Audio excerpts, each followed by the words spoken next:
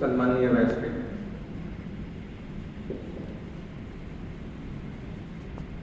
आणि समोर बसलेले सर्व प्राध्यापक वृंद आणि शिक्षण क्षेत्रातील दिग्गज, सर्वप्रथम मी doctor Babasaheb Ambedkar teachers organisation च्या सर्व पदाधिकारी आणि सदस्याच्या वतीने आदरणीय प्राध्यापक डॉक्टर पी.टी. देशमुख सरांना आदरांजली अर्पण करतो. महाराष्ट्र आणि विदर्भाच्या शैक्षणिक, सामाजिक आणि राजकीय वर्तुळामध्ये अत्यंत आदराचे व सन्मानाने घेतले जाणारे नाव म्हणजे डॉक्टर पी.टी. देशमुख सर.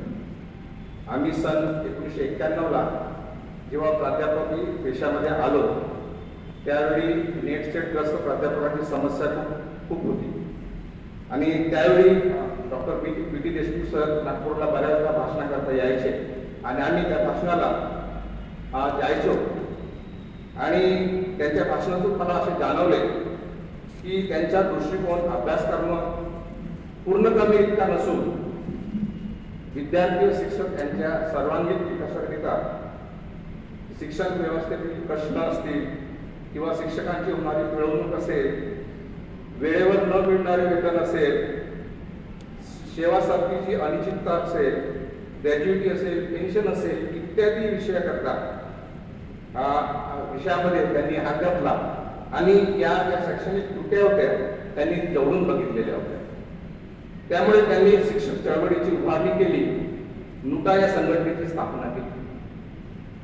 ते म्हणायचे शिक्षकांना न्याय मिळवून द्यायचा असेल तर संघटित ताकदीशिवाय पर्याय नाही. शिक्षकांना एकत्रित आणणे आणि त्या संघटनेची पायाभरणी करणे त्यांचे संघटन कौशल्य वाखाणणे जोडले होते. सर्वांना सोबत घेऊन सर्वांना जोडण्याची क्षमता त्यांच्यामध्ये होती. ते म्हणायचे संघटना ही केवळ मागण्या पूर्ण करून घेण्याचे साधन नाही, ती एक वैचारिक प्रबोधनाचे आणि अन्यायाविरुद्ध लढण्याचे हक्काचे व्यासपीठ असायला हवे.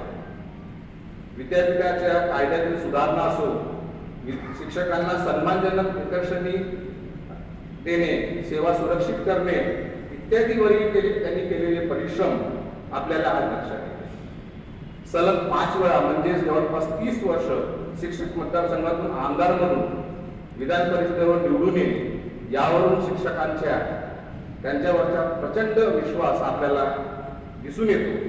तेही अपक्ष आणि शिक्षक प्रतिनिधी म्हणून निवडून येणे ही एक अभूतपूर्व घटना आहे.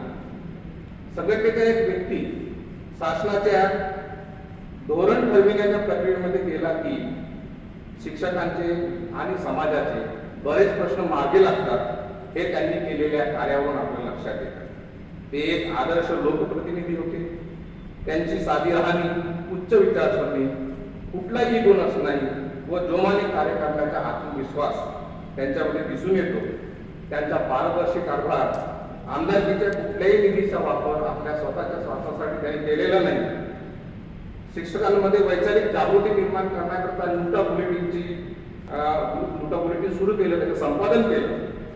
त्यामध्ये वेळोवेळी निघणारे शासनाचे व विद्यापीठाचे परिपत्रके यांची माहिती असायची. त्यामुळे शिक्षकांना नियमांची आणि त्या परिपत्रकाची माहिती मिळायची आणि त्यावेळी मी प्रत्येक नोटा बुलेटिन गोळा करायचे. आजही ते नोटा बुलेटिन माझ्याजवळ आहे आणि आता जर मला काही जुने GRs किंवा परिपत्रकाची गरज असली तर मी आजही ते जुने नोटा बुलेटिन काढतो आणि बघतो.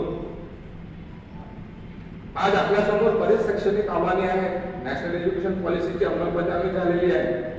त्यामध्ये शिक्षकांचे कमी होणारे वर्कलोड आहे, त्यांना सुरक्षितता द्यायची आहे, प्रोटेक्शन द्यायचे आहे, शिक्षकांची पेन्शन आहे, शिक्षक पेशांचे कंत्राटीकरण आहे, त्यांचे आरक्षण आहे इत्यादी करिता डॉक्टर पी.टी. सरांसारखे अभ्यासू आणि खंबीर नेतृत्वाची आपल्याला नितांत गरज आहे. त्यांच्या जाण्याने शिक्षकांनी आपल्या हक्काचा माणूस गमावला आहे. त्यांनी आयुष्यभर पदाचा वापर स्वतःच्या मोठेपणासाठी नाही तर समाजातील शिक्षकांना मोठे करण्यासाठी त्यांनी प्रयत्न केलेले आहेत आणि स्वतःचं सर्वस्व अर्पण केलेले आहे. आज ते आपल्यात नाही, पण त्यांनी उभी केलेली शिक्षक चळवळ, त्यांनी दिलेली वैचारिक नेतृत्व कायम राहील. त्यांचे विचार व कार्य पुढील अनेक पिढ्यांना प्रेरणा देत राहील यात शंका नाही.